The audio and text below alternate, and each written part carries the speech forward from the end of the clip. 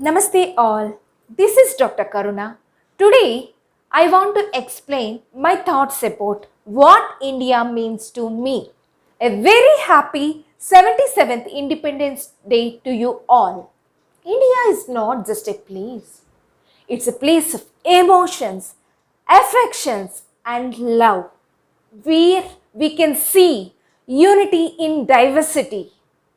Here we can see so many cultures, religions, traditions, so many varieties of food dishes, so many varieties of greeneries. It is the place where the ancient medicine born. It is the holy place where we can treat women as the gods. We will give respect to our India as our mother, Bharat Mata. That is the greatness of our country. India is the place which is a heaven on the earth. India is a place of thousands of nations, hundreds of tongues, that is languages, and 2 millions of gods.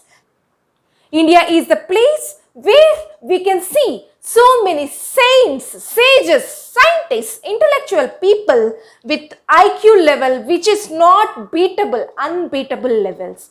And in the end, I just want to ask what we mean to our India.